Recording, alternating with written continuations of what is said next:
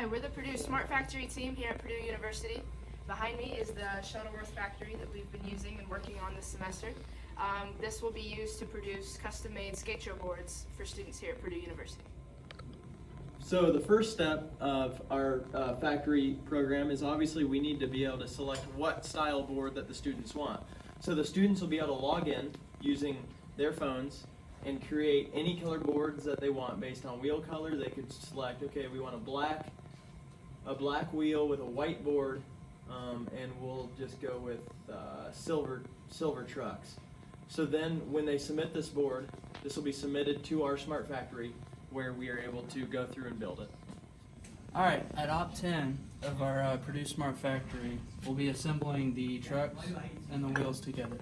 So what we'll do is we'll grab the color wheel that's selected, put it on, attach a nut, and grab our torque wrench, attach it, and then once we're done, we'll reach over and place it on our pallet design. Features that we have of this smart assembly line is currently the e-stop is pressed, the line is not working.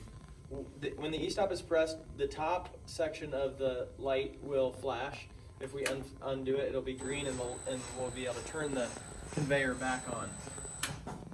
Now when it's pressed, I can show you that as trucks get taken out, this will start flashing, and it will tell the guy that is restocking the system that Op 10 trucks need to be restocked. On the HMI screen, we have different features. They can start and stop the line. They can check to see what board specs they're supposed to be building. So right now they're supposed to use a blue board, green wheels, and different trucks like that. They can enable their torque gun.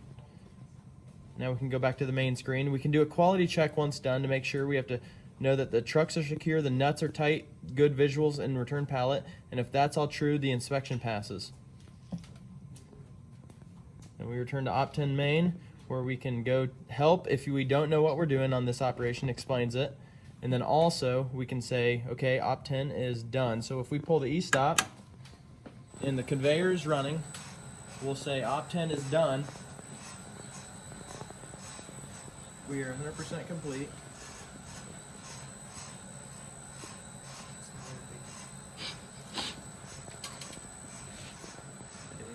None of those buttons are working. Yeah.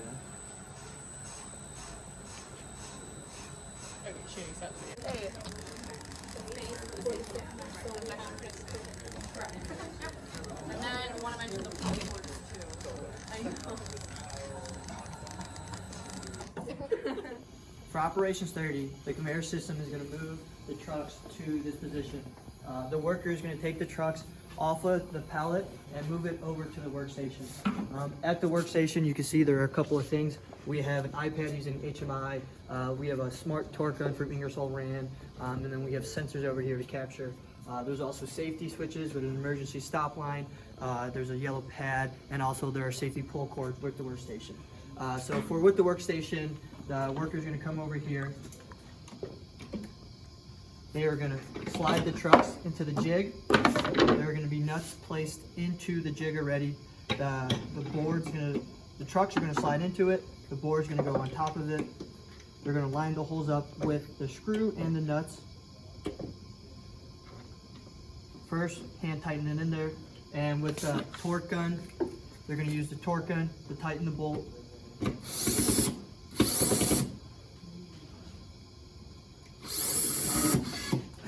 And then the Ingersoll Rand gun is going to give an okay when it's fully tightened.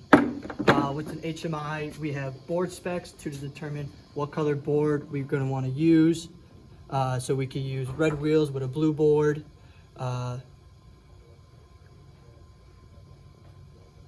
We have a quality check system. We have trucks to see if they're secure, to see if the nuts are tight.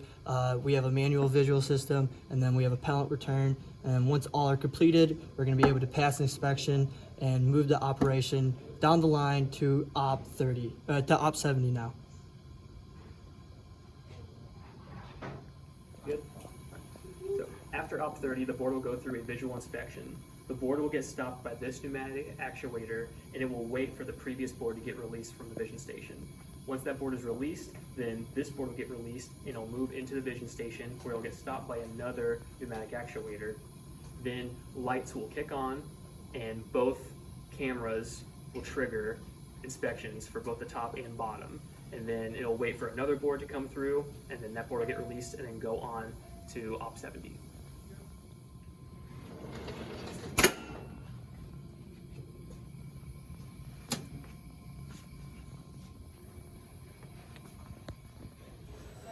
All right, so this is our Op 70. So what we have here is our HMI. This uses our iPad. So what we're gonna do now, take the board off of the pallet here, do a quick manual check, trying to get the wheel axle off, making sure that the wheels spin, making sure that the specs are all here. We're gonna take a box, we're now gonna package it up, and it'll be ready to ship. Thank you. So here is our material handling station, and for our materials we have boxes, the trucks, screws and nuts, wheels, and boards. So basically here is our material handling operation interface. We can see all the materials have in each operation, such as operation 10, operation 30, and operation 70. And for example, once we run the box for the operation 70,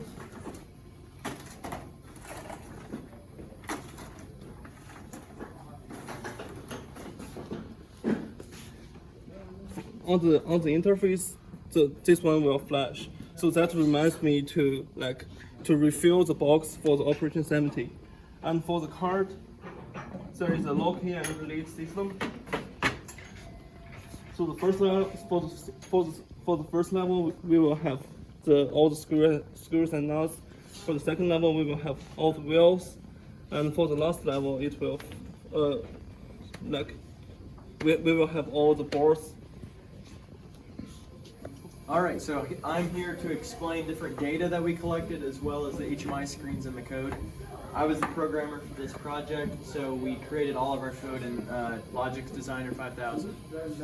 All of that then ties in its tags to the HMI screen. So here's an example of the HMI screens that are on the iPad scattered throughout. This is the home screen. Then from the home screen, we were able to go to a couple different things. If we start by going to board specs, we're able to design the color board that we want. Let's say we want a green board with white tires, and we want those let's do black trucks.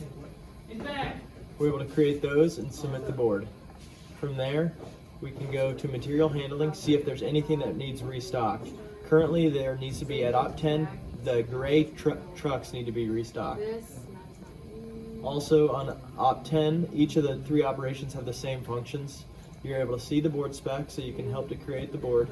You can go to material help, that shows you, okay, what do I need to do at this station?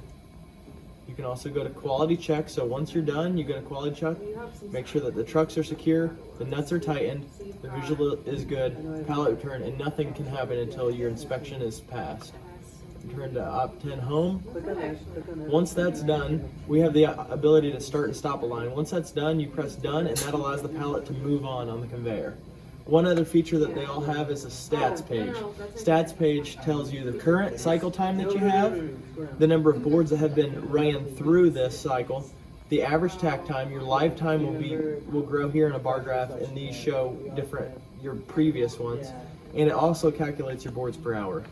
From the Ingersoll torque gun readers, we get the different torque, the cycle angle, and if the torque failed or passed based on the goal. And then also we have if the board inspection passed or failed. From there, we can go back home and we can go to the monitoring system. This monitoring system is a way for the boss to look over and make sure that the employees are doing what they're supposed to. So if I minus out of this and this, we're able to see all 3 of the operations, Op 10, Op 30, and Op 70, and the current tack time that they have. As the operations go, this will turn into a bar graph. This displays the last 30 minutes. So if you notice right here, you'll notice that time is currently moving on. As tack time increases, the bar graph will increase and decrease. That is everything on the HMI screens and the data collection that we have. Each operation has an e-stop button that can be hit at any time to cut power to the entire line. Each operation also has a pull cord module with its own e-stop button that will also stop motion on the line. There are also safety mats that will ensure that a pallet does not leave a station prematurely. There are through beam sensors around the entire line where if they are broken by someone who is staying too close to the line, all motion will stop on the line. At Op 10, there is a light curtain in place of a safety mat. It performs the same role as the safety mats.